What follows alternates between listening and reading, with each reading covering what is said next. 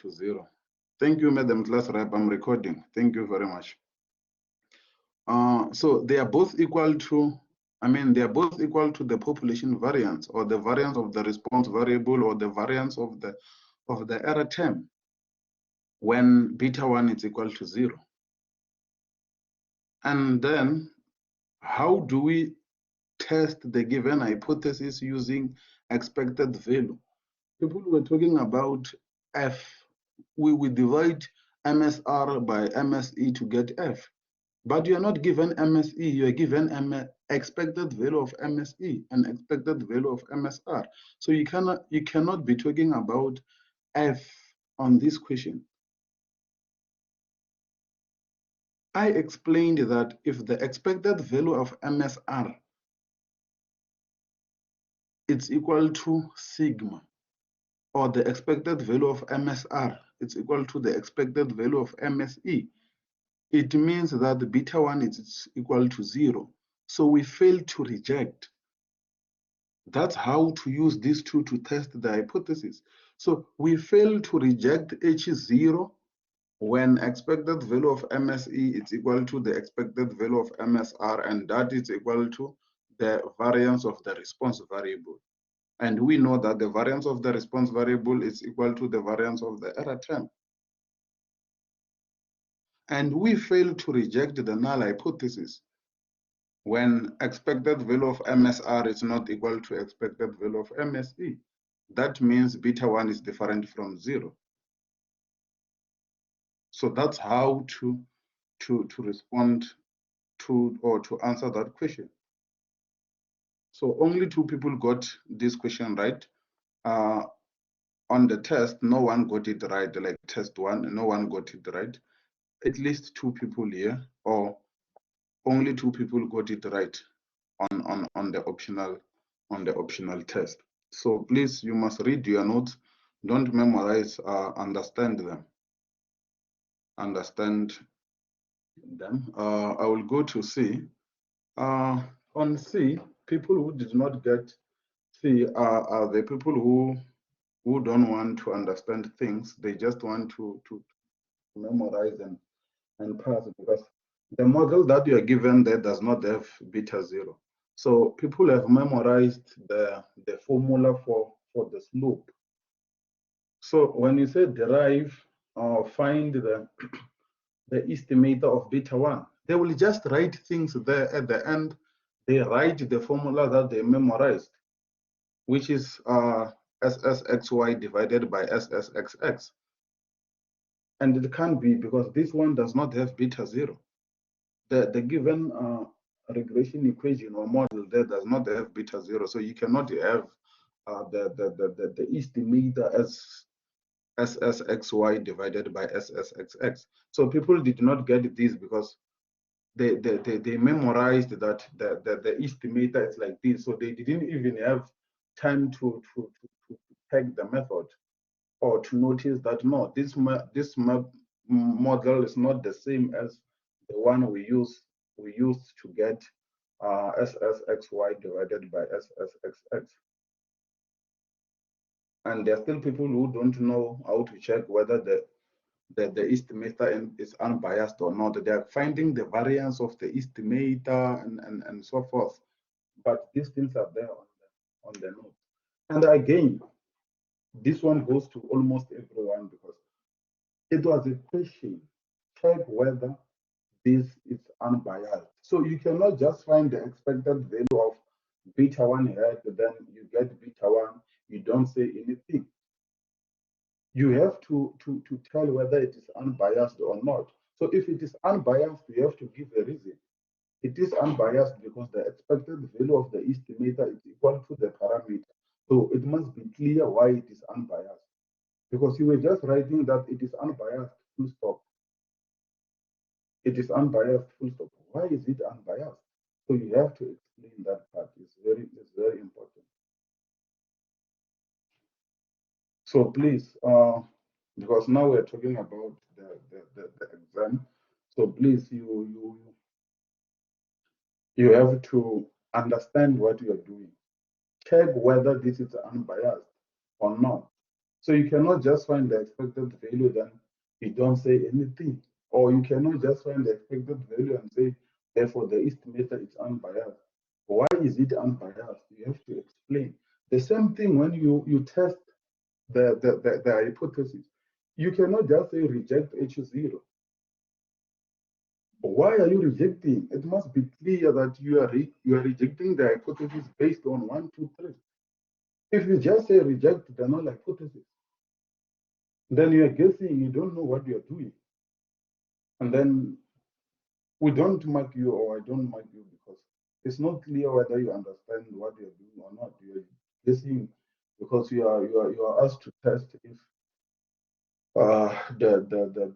the slope is different from 0, and then you get there, you say fail to reject, or reject without explaining. On this one, when you're given beta 1 and your beta 1 is negative, you are asked to use the t-test. We all know that the square root of f is equal to t. T squared is equal to f, so the square root of f is equal to 2. But when you take a square root, it's plus or minus.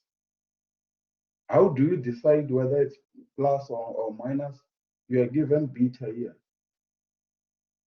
So you have the direction from the beta that no, this is negative. So your t must be negative, because to get t, it's beta 1 divided by the standard error of beta 1. So if beta 1 is negative, it means the t calculated value must be negative. And you cannot have a negative calculated value and then you have the positive critical value. You cannot compare negative and the positive value.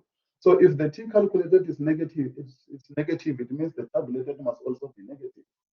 Because people are comparing a positive calculated value with a negative the negative calculated value with a positive tabulated value. So please, you must understand what you are doing. You must understand what you are doing. I feel like, or I think this one of lack of fit, you all understand how to do this. It's the matter of knowing how to get those values, because I can see that you understand what is needed, but you cannot get the values like SSTB error and so forth. So there's nothing to say there. Then we are on C. When we say construct and interpret, with you, every interval, 0 is not included. You don't understand. Sir, Why are you? Yes. can we understand how do you mark these things, right? How do you mark these What things? What do you mean? How do I mark? I don't understand. Like, do you mark a formula, or do you mark the substitution, or you mark the No, whole I don't. answer? I don't. I don't. It depends on questions. There are questions. Let me give you an example with A. But let me finish. We'll get back to that because I don't have enough time. Let me finish. I will get back to that. So I was on C, explaining the issue of confidence interval. You guys, all the interval you construct, when you interpret, you say 0 is not included, then we reject the null hypothesis and so forth. I don't understand why, because here you are constructing a confidence interval for Y2. So it's a prediction interval. You are talking about rejecting the hypothesis. Which hypothesis? Because we are not testing anything. You can only talk about rejecting or talking about the 0 being part of the interval if you are constructing a confidence interval for beta 1, because beta 1 tells you whether there's a relationship or not. But Y2 does not give you that information. But now you are testing here, talking about the 0 being part of the interval. Like, you know how to calculate these values, but you cannot interpret them. And you have to change. It's wrong. You know what happened in test 1. We cannot talk about this because this one was to at least boost your marks. So if you go to the exam without knowing how to interpret the values that you are calculating, then you will be in trouble, or you are already in trouble. Then E, with E again, it goes, we go back to this A here. If beta is negative, if beta 1 is negative, if beta 1 is negative, then your R must be negative. If beta is negative, the R is negative. I think this was also in the optional quiz. You had a negative beta, but you calculated and obtained a positive correlation coefficient. And there are people who don't know how to differentiate, or who does not know the difference between the correlation coefficient and the coefficient of determination. So you have to go and look at those things. Let me respond to the question before I open for other questions. Sir, it depends on the question. For example, with number A, it was 5 marks. You state the null and the alternative hypothesis, you get a mark. I cannot give you the marks for the steps of when you are calculating the t value, because I gave you beta 1 and its standard error. So for you to get that was simple, this divided by this. If you know how to press the calculator, you get a mark for obtaining the value, the t calculated, or the value of the test statistic. So you get a mark for that. Or taking the square root of this. If the sign is correct, because here you must choose, because when you take a square root, it's plus or minus. So if you choose negative, because that was the correct thing, since this one is negative, so you get a mark for obtaining the right value. So I cannot mark the other steps there. When you say you reject, if you don't get you don't give a reason why you are rejecting, then you are choosing, you don't know, because we outlined these steps. How do you test the hypothesis? So it goes like that. If you reject and give a reason why you are rejecting, you get a mark. Conclusion is very important. So you conclude, you get a mark as well. So you can count. I mean, okay, therefore, you must know how to get a value from the table. So you get a value from the table, there are 5. So you get 5 marks. So it's like that. But if you look at this one, for example, with a lack of fit, you have to calculate the SSPE and so forth. So you will get marks for calculating the SSPE and so forth. But the other values are already calculated for you. So I cannot give marks for you to copy and paste this in your ANOVA table, because already I've calculated these values for you. So what you need is to get SSPE. So you get marks for calculating SSPE, and you cannot want to get marks for calculating LF, because there you are not doing anything. It's SSE minus SSPE. So it is like that. It depends on the questions. I cannot say, no, on this, I'm marking only the final answer. It depends on what you are given. So if you are working first before you get to the final answer, obviously there will be marks for the steps. But as we have seen in the test, we always meet you there, halfway. We always calculate these values for you. It's the matter of you plugging in the formula, then you punch the calculator. So it's like that.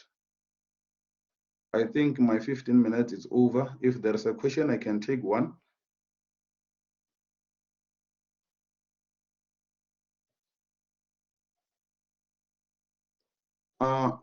The scope, because I think this is it's my last time speaking with you. So the scope of the exam is everything.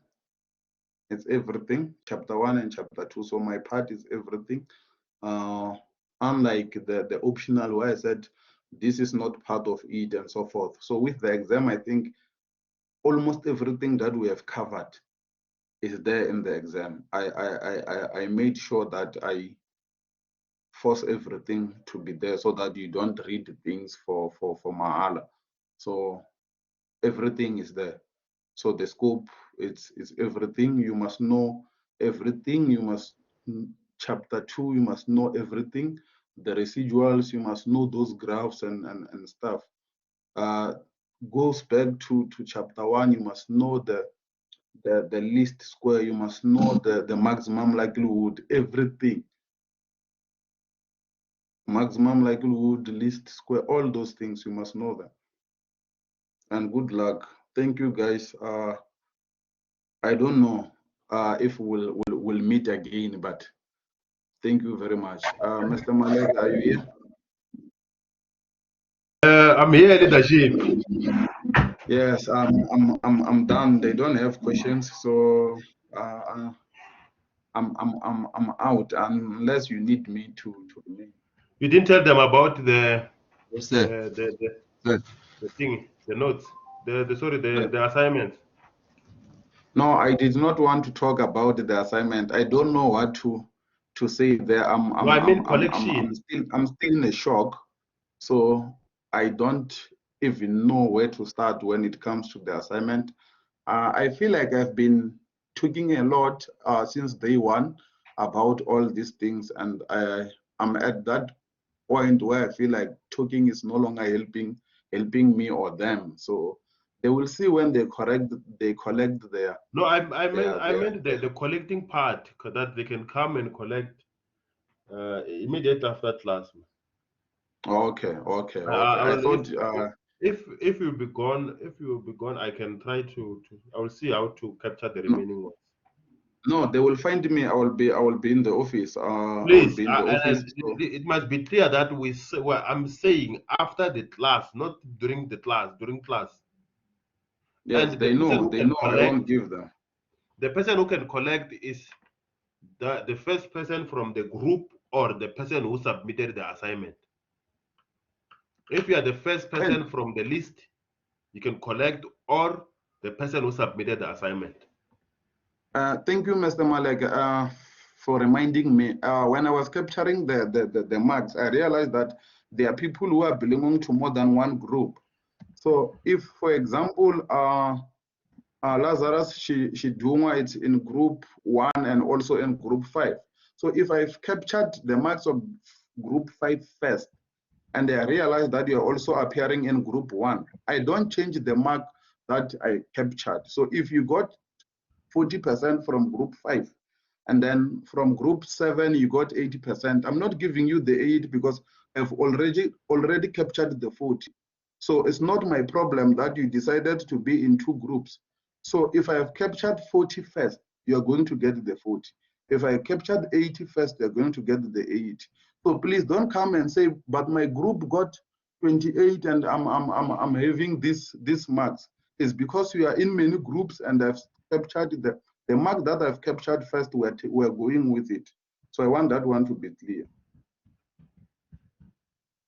So if you are in many groups, you have to pray that I've captured the highest first. If I captured the lowest first, it means we are going to get that mark because you chose to be in more groups. Thank you. Thank you, Mr. Chabalal. Let me use the remaining 20 minutes for. Can you stop sharing the document, Mr. Chabalal? Thank you. The last part that we have to cover before moving to the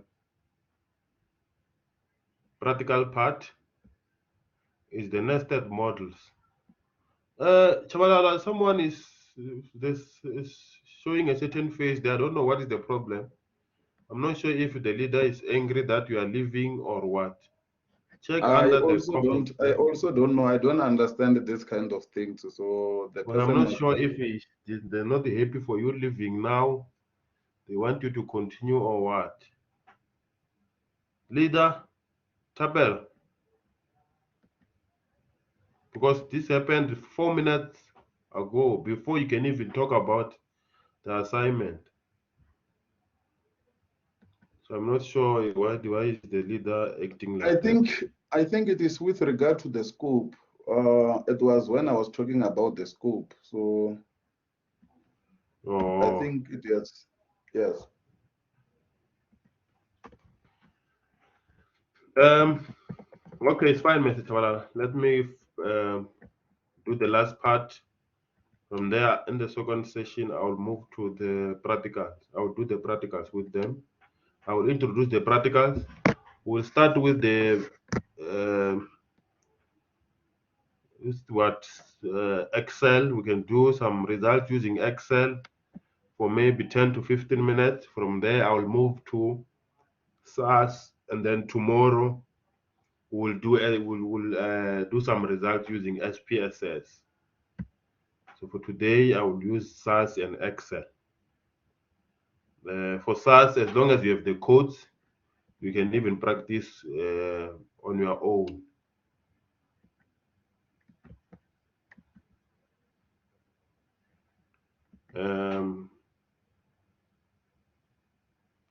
Yeah, the person is saying it's about the scope, ne, Mr. Chavala, if you are still in.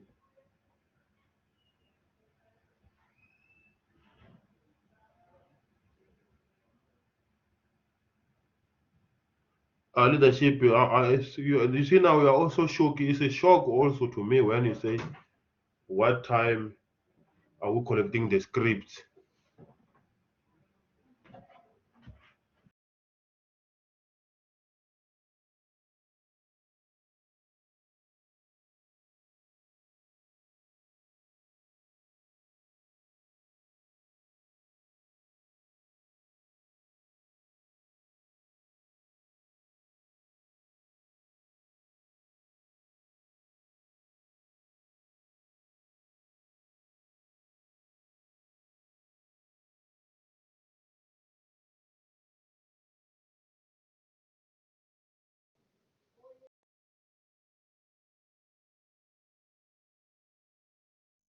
We don't release the module mark, then we give you the formula to calculate the module mark.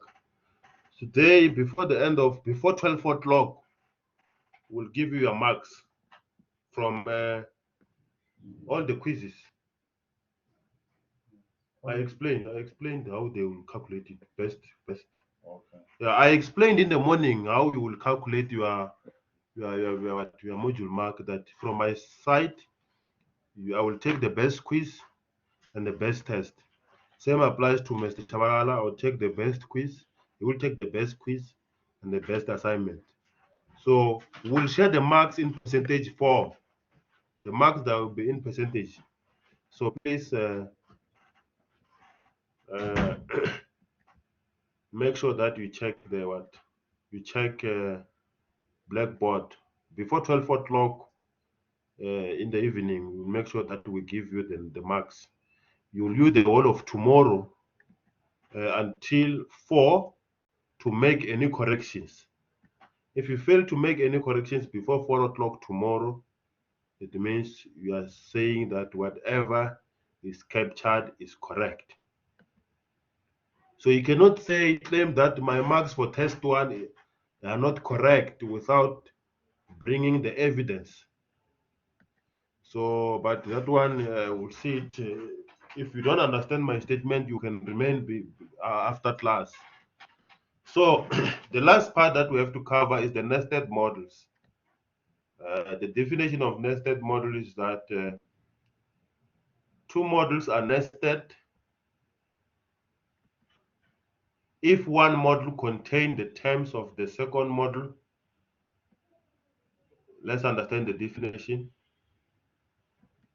Two models are nested if one model contains the terms of the second model and at least one additional term. At least one additional term. So I'll write some models down, and I want you to tell me if these models are nested or not. I will share the whiteboard now, and I want you to tell me if, based on that definition, I want you to tell me which models are nested. So we'll be doing some tests related to nested models. So let me share the whiteboard, but we have to understand this definition. Two models are nested if one model contains all terms of the second model and at least one additional term. That is the definition. Before we can get to the example, I want to write 5 models, I want you to tell me which modules are nested before we can get to this example. So now I'm going to share the whiteboard.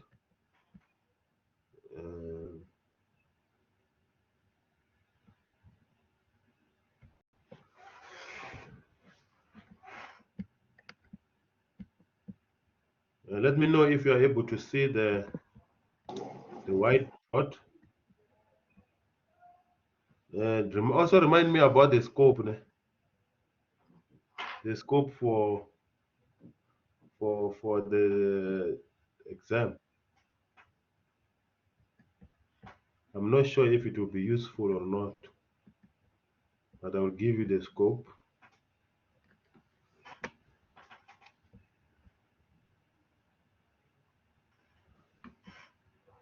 Let me know if you are able to see the whiteboard.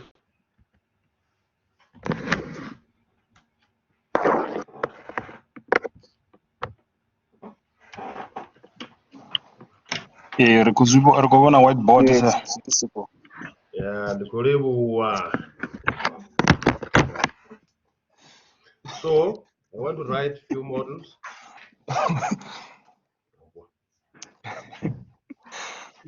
Yeah, I can mention.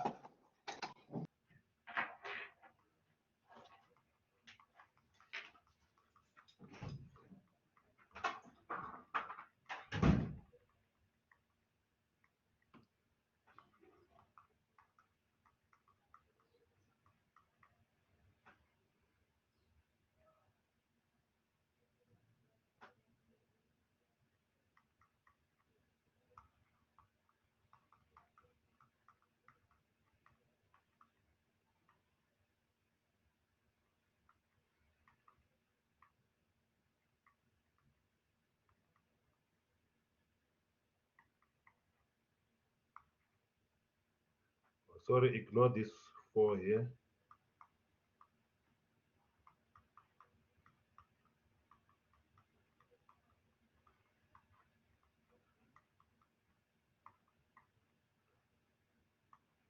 Let me write the last one.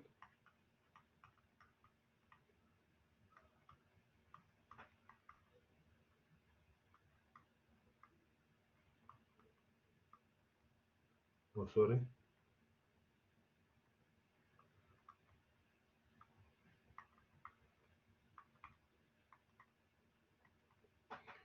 Suppose you are given these models. I know I didn't teach you some of the models that you are seeing here. Or let me do like this. Some of these models are related to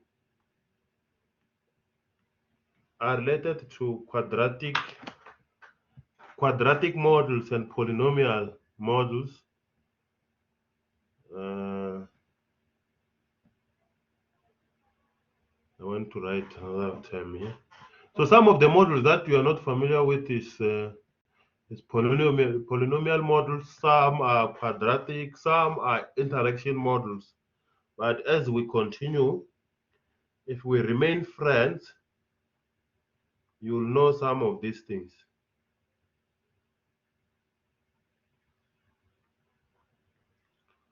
You'll know of some of these things as we continue, if we remain friends, because some, it seems like now, whenever they see us, whenever they see me, we're no longer friends now. We're becoming enemies now, which is not good. Or plus beta 2 x1 squared plus an error. So I said the definition of nested models is that two models are nested if the other if one model contains all the terms of the second model and at least one additional term. So let's compare there. Let's talk about nested now. Which modules are nested? Which modules are nested? I will name which modules are nested. I will name the first module 1. You just tell me that 1 and 3 are nested, or 2 and 3 and so forth.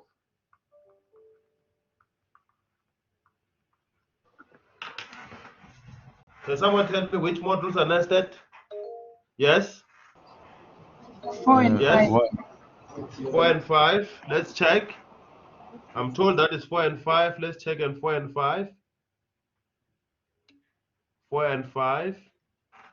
4 is having B0, B1 true. It is true. I agree. Another one?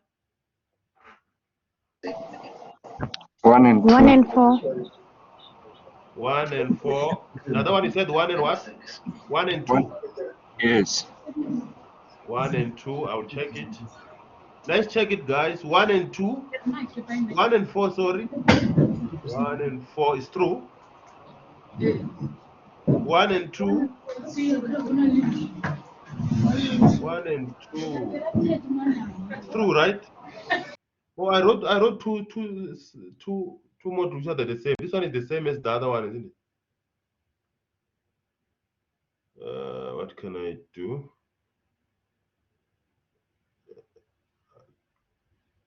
Let me remove this one because these are the same. What other modules are the same? Are nested? What about 1 and 5 5. and 1 and 5. Yes, 1 and 5, right? 1 and 5 are nested because we are saying at least one additional term. Module 1 contains what? This module 1, and at least one, it can be one or more.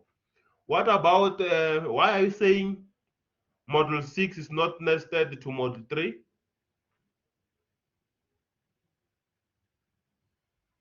Why are you saying module 6 is not nested to module 3?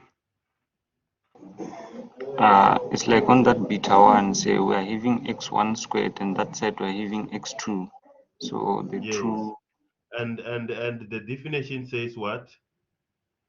The one module should contain all terms, isn't it?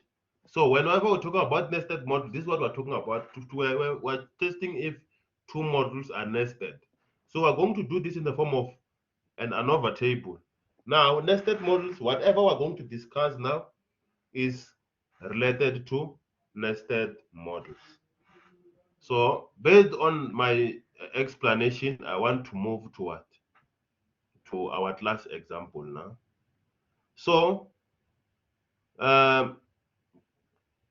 what will happen here is that, let me share that.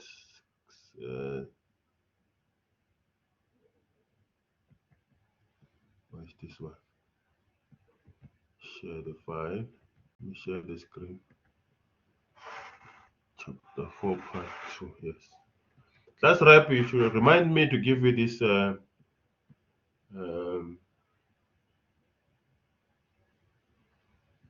information. So let's check this one. I have an example ready for you guys about nested models. So how do I apply nested models? What is going to happen, guys? You'll be given a model. Suppose we're given this problem here with these independent variables. How many are they? There are 4, right? You are given a model with 5 independent variables, four independent variables. This is what? This is a problem where you have to, so we're going to check if these variables are nested or not. We're having 4 independent variables. So what we're going to do, we're going to run results with all the 4 independent variables with all the 4, and we run another result omitting some of the variables. Please get this right, guys. I run the result with all the 4 independent variables. These are the 4, and we'll call it a what? We'll call it a full model because it's having what? It's having all 4 independent variables. So to know how many independent variables are there, you can also confirm it from what? From the ANOVA table. So why is it necessary for us to also bring in the what? This information of what? The coefficient. Because if we reduce the model, you must know from these 4 which variables were not included. Like in our case, let's move to the reduced models now. Now you run another model with only 2 independent variables. Only 2 independent variables, which is what? Which is residence and size. At first, we have a model with what? All the 4 independent variables. Now we run the model with only 2. So what are we testing? We're testing the variables which are excluded.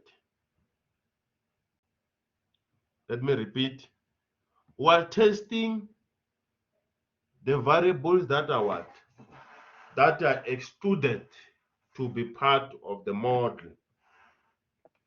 That is what we're testing. So how do we do it? How do we do it? Now we have a new ANOVA table that needs to be discussed, which is, I can share the formulas with you. These things are many now, guys. So it means you must work hard. You must work hard whenever you are dealing with this our module here, because there's a lot that you have to go through. So there are formulas that I prepared for you, and also a task. So I will explain how to apply this formula. So from there, I'll give you a scope as per agreement. So I want to take, I have 2 examples that you can, another one is for self-study. We'll do this one together. The other one, you can go and do it with your friends.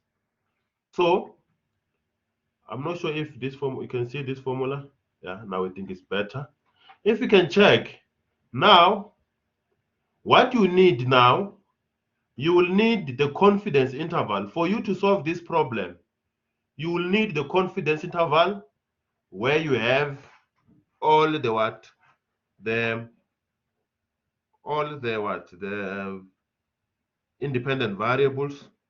And again, you will need the confidence interval where some of the variables are not there. So whenever you see SSE with a subscript R, whenever you see an SSE with a subscript R, this means this is the sum of squares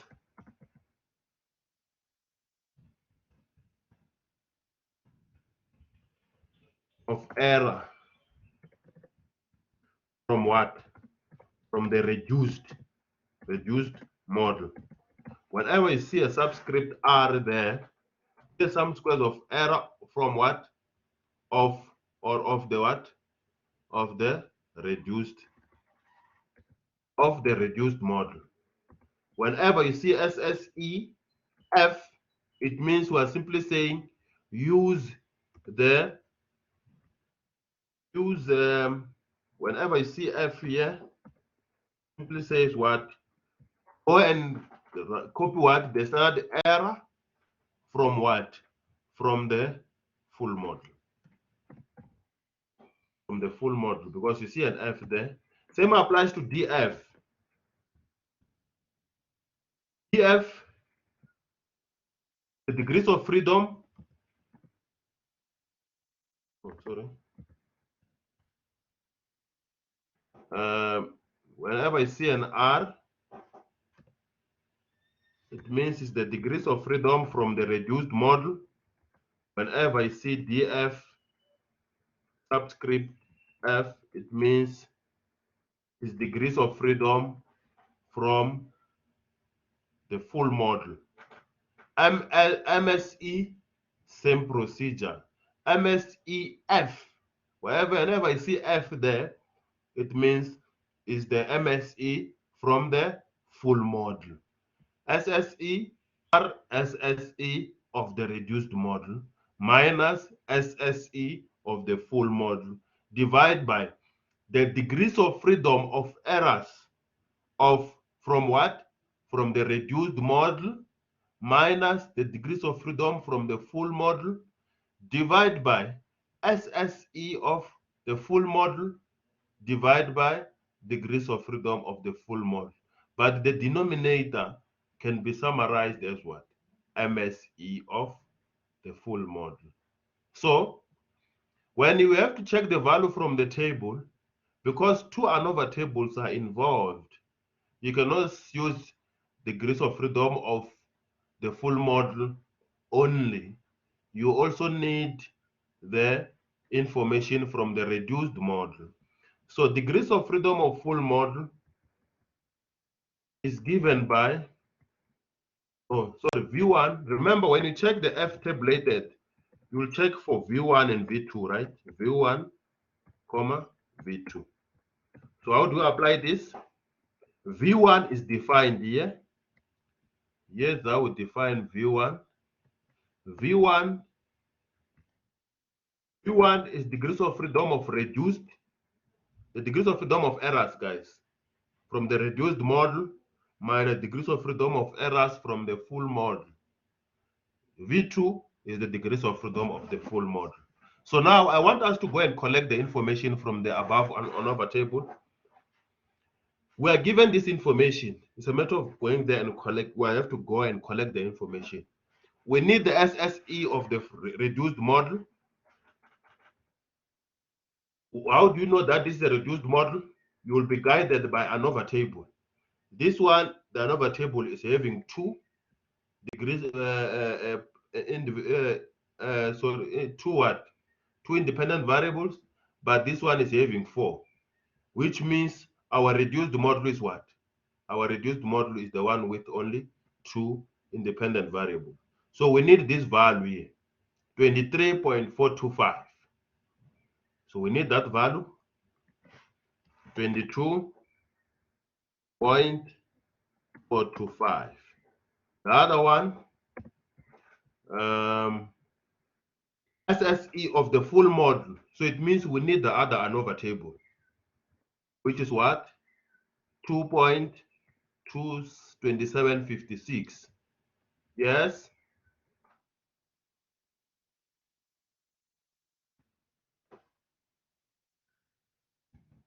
I'm listening, guys.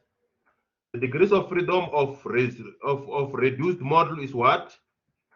Is 17, right?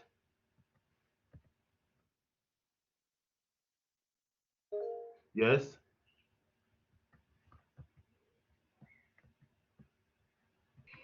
Sir, Is there any question? Yes. sir, Yes. I think you made a mistake. It's 23, not 22. Let me check. For which one? Oh, for the reduced model, right? Mr. Smanga? You mean this Yes, one, sir, right? yes. You mean this one, right? Yes. And the degrees of freedom of the thank you, Mr. Smanga, of the full model is what? Is 15. Yeah, it is 15. You focus on the degrees of freedom of errors. It's 15. So what will be your V1? This one help me to calculate. V1 will be what? V2. V1 is what is our V1 now?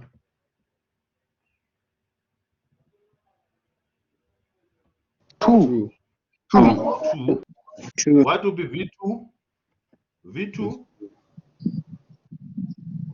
It's 15. Sir. 15. 15. So it's possible that we can ask you to give the model, write the full model and the reduced model. So you must know what we mean by that. When you're asked to write the full model, or sometimes we, instead of calling it full model, we call it a complete model. When you're asked to write a complete model, it means you write the first model, right, with all the independent variables. When you're asked to write reduced model, it means you write the one which is without what? You will copy this one information here without those two independent variables. So now, as I've indicated, what is omitted from our problem? What is that is omitted?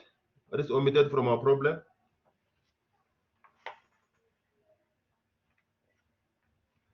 Oh, sorry, you cannot see. Sorry for that. Now we are going to the testing part. What are we testing?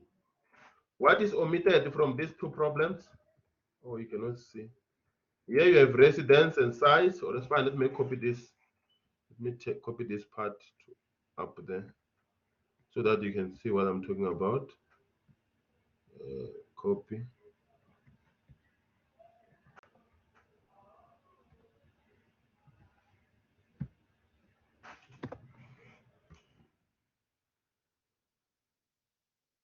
Here's the full model and the reduced models, guys. Full model versus reduced model. What are we testing? Based on my explanation, I said we are testing for what?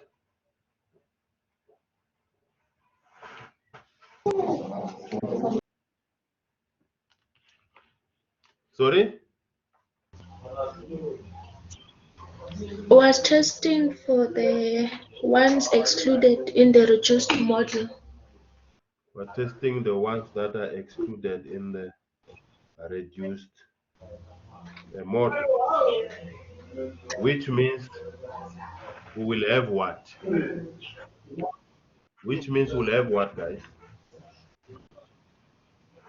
Your null hypothesis will say it was not important including beta 3 and beta 4. Remember, this one, residence will go with beta 1, size will go with beta 2, access will go with beta 3, structure will go with beta 4, isn't it, guys? Now, if we can check, residence from the reduced model is still there, which goes with beta 1. Size is still there, which goes with beta 2. What is not there is what?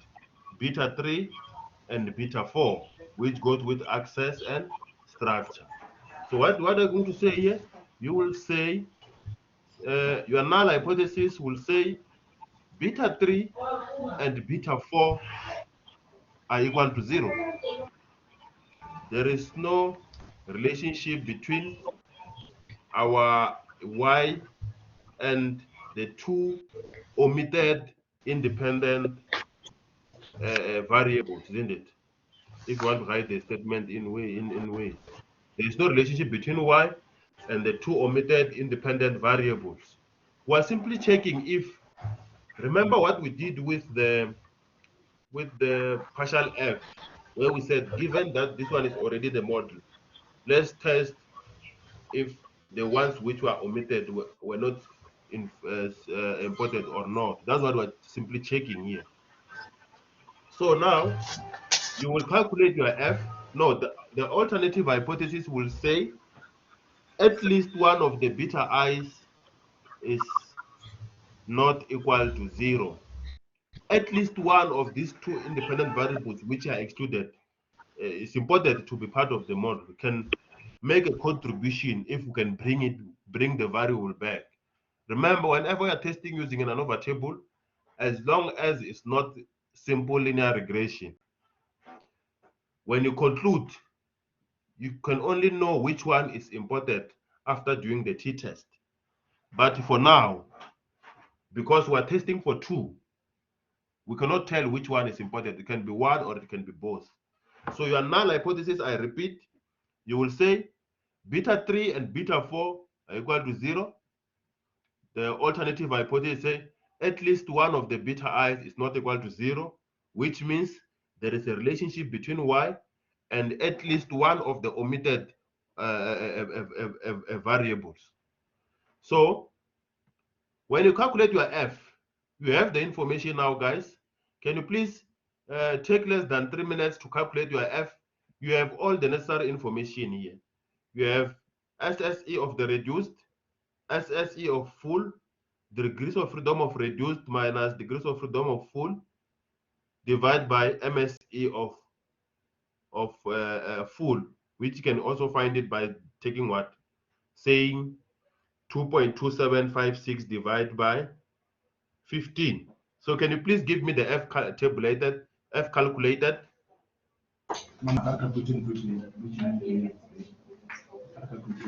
F cal. So please, please open your mic, provided you want to say something. There are people who are talking. I don't know why. We're left with 4 minutes, guys, before I branch to the practical.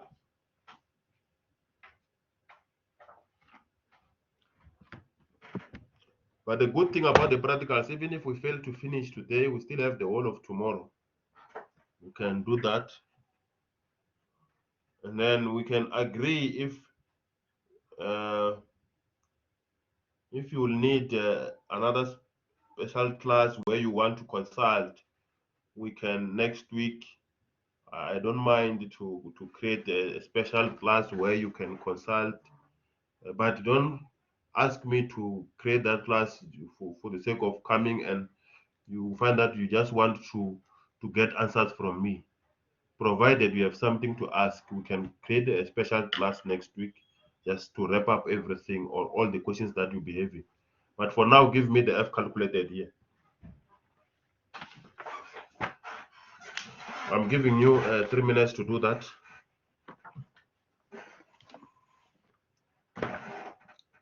Say it out, guys. And you know what you are testing.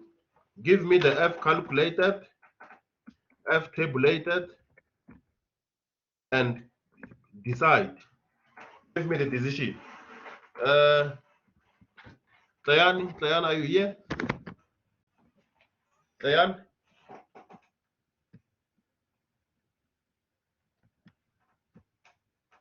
Tayan, are you here?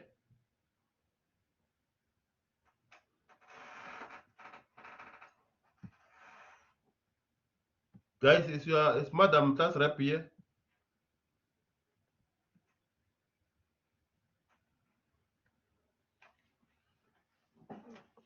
Hey guys, it's Madam class rep here.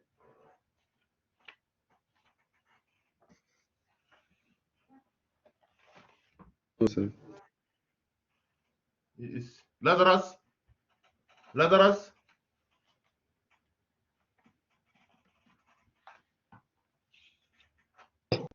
Lazarus, Yes, sir. you are in charge. Okay. Yeah, take over.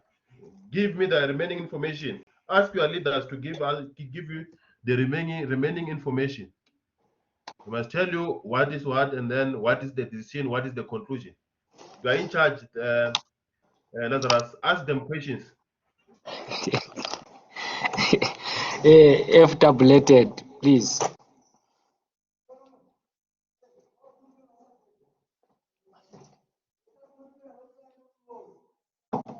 Guys, You must give us F tabulated. yeah, they must, maybe they can do it in the form of hands. They can raise up their hands so that if you have a follow-up question, you will know who answered the question. So maybe they can do it in the form of hands. Okay. Lazarus is in charge. Yeah, I'm in charge, sir. Hey, they're not raising their hands here. No, ask them. If they're not serious, they must they must leave the session. Ask them, Lazarus. They will give you the values. Can I have the F tabulated?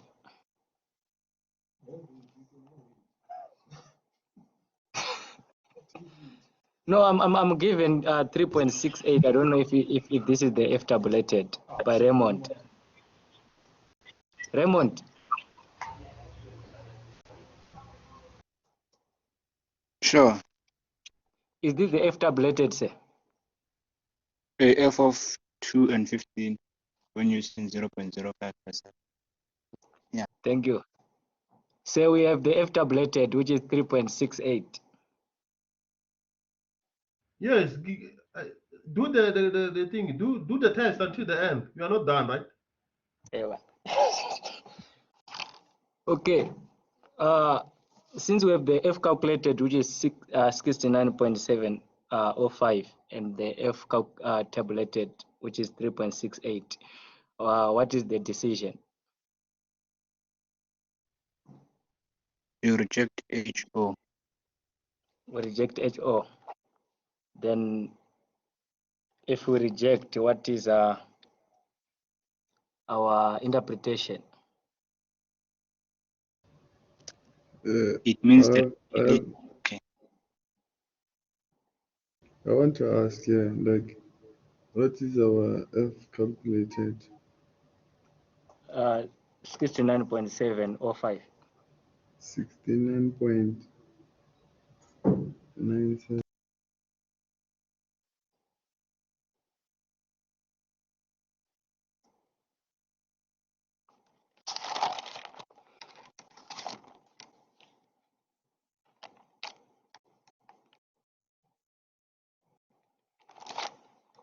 Yeah, let's go, guys. What is our interpretation after? it means there is a linear relationship between Y and at least one of the variables that were excluded from the reduced model at level of 5%. Thank you, sir. So we rejected the null hypothesis. So I don't know the way forward. I mean, for us to see which one has the relationship with Y. No, that one you don't have to worry about it. It's another test that can be. You can do another test for that one. So you are right. You will say. So we have an evidence that access This guy one. at least one of the omitted variables add a predictive value in what? In predicting the dependent variable. So omitting those two variables is not correct because they have what? They're important in predicting what? Why. But you don't know if it's all of them or if it's one of them. But for now, whenever we have to deal with nested models, you will end up to this point. You don't have to research by checking using the t-test and all those things. This is what we are supposed to. If we are asked to perform test using nested models, this is what will be expected from you. So I'm coming, Mr. Manyama. The last question here, sorry, from your what I've done here, there's a question here. Another question. This question is what? Here was the question. Here's the question based on that. To investigate if the omitted variables have a predictive value in predicting Y. So now this what? This is your task. I won't do this one, but again, you are asked to do what? Sorry. Task. You are asked to test if the two models are nested. Here I gave you the full model and the reduced model. You can practice using both. You can check between full model versus reduced one, and full model against reduced two. You cannot use these three ANOVA table at once, isn't it? You remember when you compare models, you compare two. So you can check if between full model and reduced model one. You can test these two, and again, you do another test between full model and reduced two. and reduced 2. How will you know which variable is involved there? From SPSS, it will indicate. You don't really need what? You don't need the coefficient table. You can see from here, X3 is the one that we use to run for these results. When we move to the other one, these results are from SPSS. This one, the variable that was omitted is what? Is X3 for reduced 1. You have X1, X2, X4. So the one that is omitted for this reduced model 1 is X3. So it means you are testing for X3 there. But for these other ones, you are testing for what? You are testing for the ones which are not here. Yes, Manyam.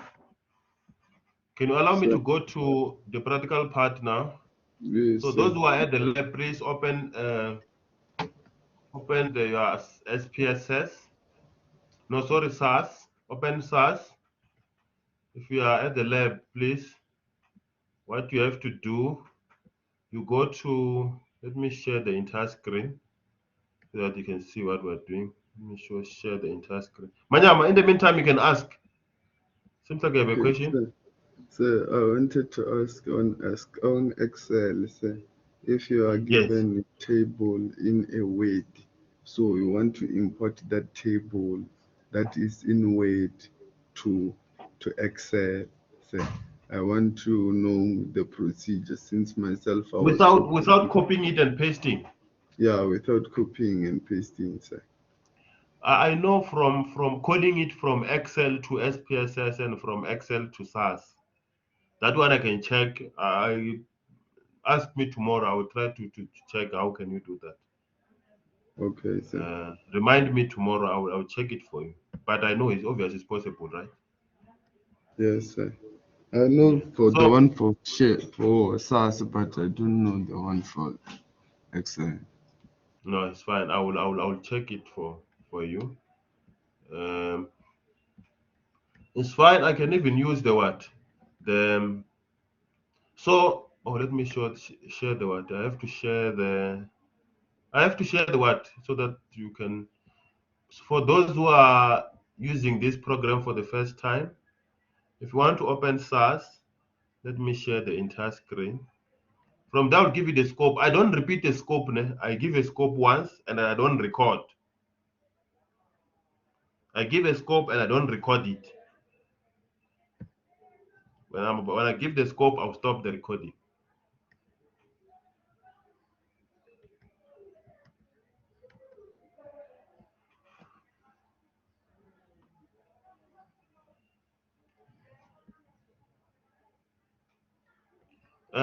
Guys, if you want, do you see what I just opened now? For those who just installed SAS or they're using SAS for the first time, we just go to that Windows thing, that flag Windows. We just click it, and then it will give you access to search. It will give you the access to search. You just say SAS. You follow, guys? And it will suggest that the one written English, guys. The one written English is the correct one. And then when you open it, it will give you 3 pages. It will give you 3 pages.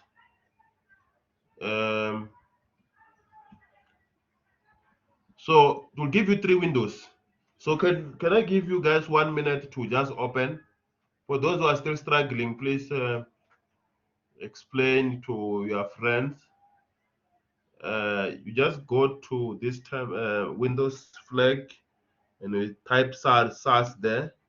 When you scroll, you will find SAS. Where is it? You will find SAS. I passed it then. You'll find SAS like this, guys, and you open the one written English. The one written English. SAS 9.432 English. You click on that one. Yes. Sitati. In here. We don't have it in the labs. I was told it is there, isn't it? No, I've told we it are is looking there. for it. It's not here. I said Yes. not them to put words in my mouth. Don't lie, my brother. I said you can come to Met's building. They are going to install it in your PC. Ne? They can do that for you, but yourself, you are not allowed to. You can install a software at Met's building. They are the ones who are installing it. So, yeah, it's Met's building. The one which is in here on data analysis, it's expired last year. So they told us Oh, it's that expired. yes, but they have the license, but they want to install to our PC, not this one here. It can pass. But Mr. Manyama, if I can come in, initially, what they were supposed to do, each and every year when they install, they must also install it to the on the university PCs, the ones at the labs, all the labs, except I think Sir, except the computer science one. They were sir, supposed to what, have that thing. Yes. sir, what they told me, sir, when I was installing this software in January, they told me Yes. that we have the license, but License. Yes. yes, but the problem is that the PC were old. They wanted to change. Now this PC they are changed. So even our Oh. labs there, the first lab there is not operating. They are still busy the IT. That's why they say students Oh, must yeah, yeah, right. I come. saw I saw that university truck bringing some pieces, I think Yes, last month. Yeah, I yes, agree they're with you, still Mr. Man. busy. Sir. So it's not a problem, guys. It's not a problem because I can give you some codes, such codes. I can prepare a program like this one, and then I can give you some codes that you can run related to our our module, like this one. I'm not sure if it will be effective if I do so, but I don't mind to give you codes. Like remember the assignment that I gave you on the one that you wrote, the one that you are getting zeros. I just captured some data set and I ran these things. So it was going to be good if you also do it from your side. But unfortunately, if the piece, the lab, the software is not installed, and installing SaaS, it takes time. So I don't know what can we do, but I don't mind to give you the codes related to applied linear regression, so that immediately when you have the software, you can also practice on your own. If you get stuck, doesn't matter, even if it's second semester, if you want to know something about SAS, feel free to come to me. I can help you.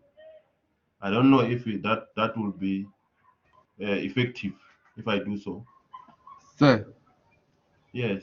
sir, there is a cloud interface there where you don't have to install your SAS program. Ne? So I will Yes. say the students who are interested in knowing SAS Studio, the syntax may be the same. You may change something, yeah, but the job is the same.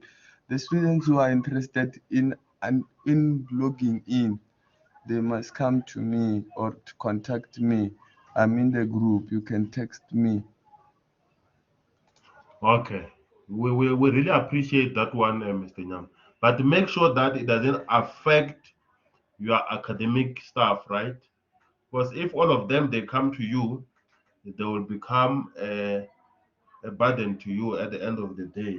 For now, you want to help to understand, but on the long run, you might find that now, but like a full force, manyama, no, and now you don't even have time.